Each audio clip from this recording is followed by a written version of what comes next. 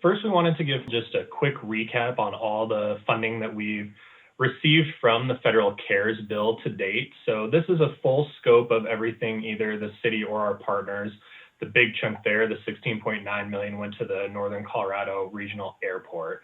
But this is just a quick snapshot of all the CARES funding that we have gotten to date and a quick blurb about what those funds are mostly being used for and where they're going. But tonight we're really going to focus on that second piece of the pie, the $9 million, the Coronavirus Relief Fund, the CVRF. So to date, we have already received $1.2 million reimbursed through DOLA. So as a reminder, this was a federal bill, but our population was not big enough, so it did go to the state first and has passed through the state to the city. So we received that $1.2 million from DOLA. We are anticipating submitting a second reimbursement this week for about $2.2 million. So another pretty significant amount will be asked for as a reimbursement this week.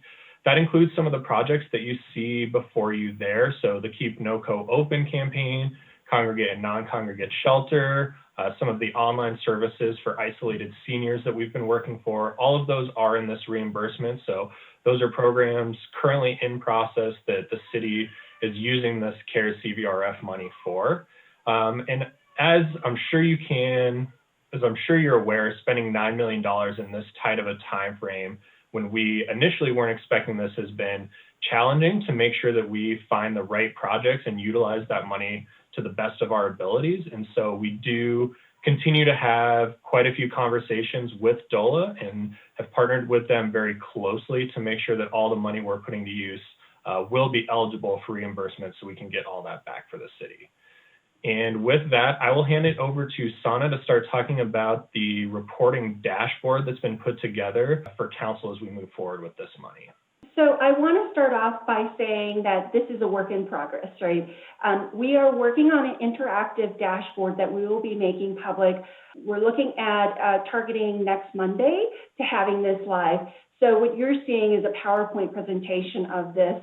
And I want to talk about a couple of different items within these categories. Obviously, what citizens will see is the full $9 million allocation. Our funding expense, if you would hover over that, you would be able to see that this is anything that goes out the door that has already been purchased and received and paid for. Our funds obligated are those items that are purchase orders that we already have purchase orders for and are waiting receipt of those items. And then this funds in development is items that we have already identified, but that don't have purchase orders out the door yet. A couple items that we're discussing specifically with DOLA, who we're the subrecipient of, is around such items as our police overtime that is specific to COVID, but that were not covered through the Department of Justice grant, as well as we've got some additional personnel items. Our partner, Neighbor to Neighbor, has told us that they have additional needs in December, and so that will also be an item that we'll be looking at, and as well as the utility late payment assistance that you heard about last week.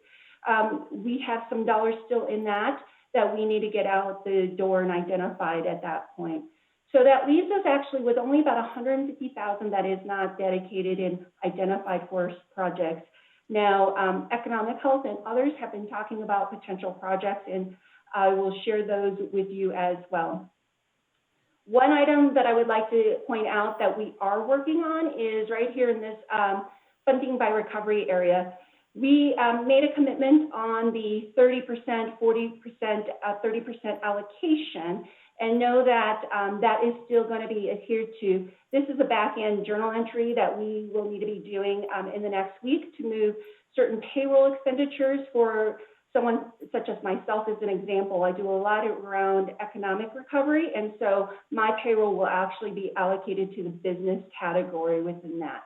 So this will show and be reflective next week of our allocation requirements that we had specified with council. The nice thing is in our CARES project highlight, when this dashboard is available next week, is you'll be able to do such things, which of course we can't do on the PowerPoint, but like this example, a small business assistance program, you'll be able to hover over the 194 businesses that are receiving the Small Business Assistance Program and be able to see different industries as well as opportunities there.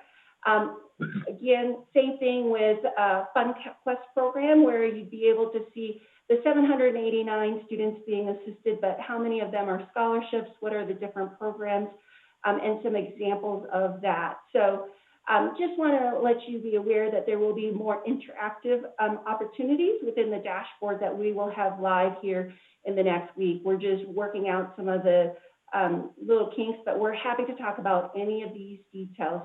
In addition, what will be nice is that folks can kind of hover over the safety and protection, and it would identify, here's the categories under safety and protection. So personal protective equipment, police services, you know, those aspects within the safety and protection categories. So that's just a quick highlight of the dashboard, and we will send a note and memo to council to let you know when that's live. We are targeting next week, but we hope to have the finalized project to preview by the end of this week.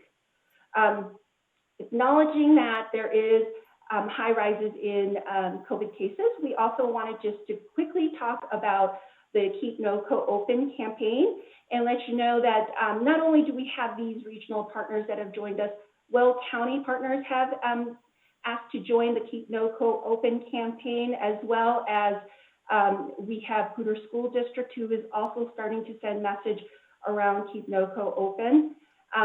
Concerns around making sure we adjust the message to have folks answer the call with the contact tracers, and knowing that COVID fatigue is happening, making sure in identifying opportunities to tell people, keep on doing what you're doing, making sure that we can keep our economy and our community open and healthy at the same time is a message that we really want to make sure and share with our regional partners, and we're working hand in hand with Larimer County on that.